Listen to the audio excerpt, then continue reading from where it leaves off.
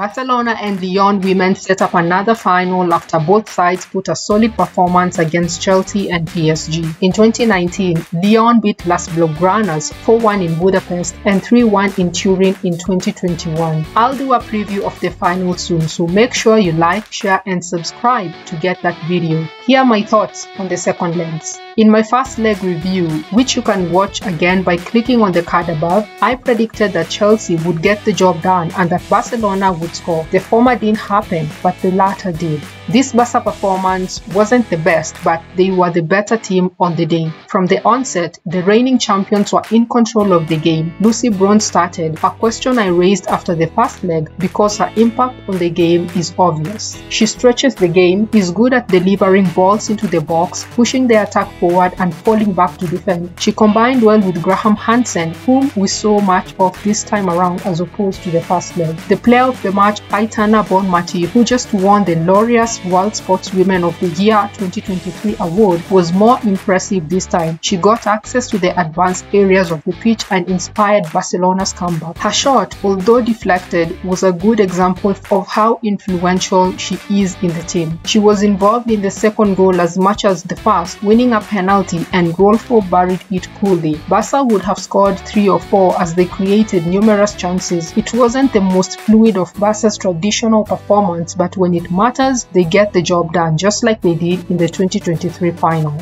The performance that Chelsea put out was totally different to their output a week earlier. In fact, Bonmati accused them of playing a dirty game after a perfect display that saw them take a 1-0 win to the Stamford Bridge. I thought they'd use their home advantage and the lead to finish up the game, but I was wrong. To start with, Mayra Ramirez, who was a handful to Barca's defense line, was ruled out because of a hamstring injury. Her absence in the game was obvious as Chelsea struggled to get in behind the Barca's defense. Lauren James, who was supposed to kind of play that role, was caught in an offside position multiple times. Honestly, I don't understand the tactics that Emma Hayes deployed. The players were all over the place and largely trying to defend the 1-0 lead and stop Barca from playing. They weren't good at all, lacked pace, and perhaps the end of the season fatigue had something to do with it. That all went before Kadesha Buchanan's send-off. The Canadian received 2 yellow cards in quick succession. The first one a definite yellow card, but the second one is debatable. I think it was a soft one, but when you are already on a yellow card and in such a high stakes game, the last thing you want to do is lunge in and risk another card.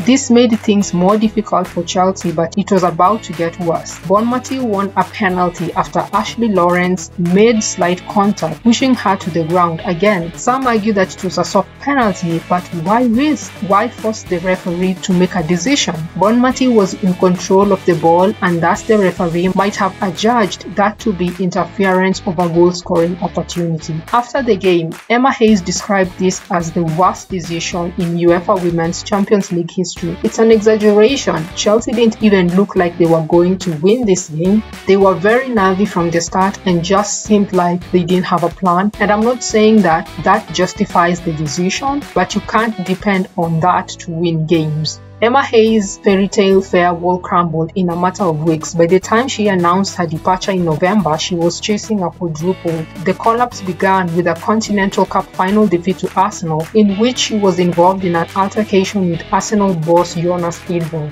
That followed their FA Cup semi-final defeat to Manchester United, and in a matter of weeks, Emma Hayes can now only win the FA Women's Super League title. Her quest to lift the Women's Champions League continues, but as I mentioned in my video about her legacy, click on the cards above to watch it. It doesn't diminish her achievements. In the second semi-final match between Lyon and PSG, Sonia Bonpastor and her team used their experience to book a place to the final once again. The last time they contested the title was in 2022.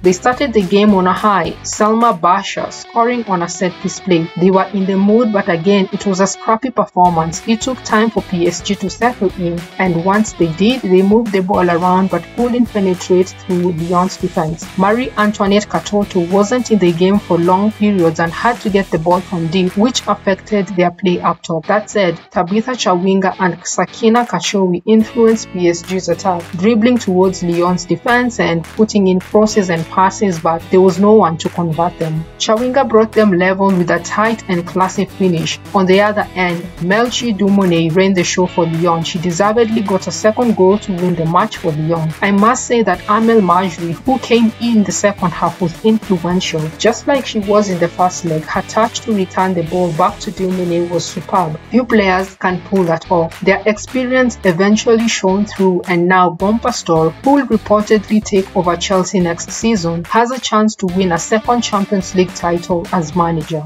What are your highlights from the second leg and who will win the final? Post your comments down below. As always, like, share and subscribe.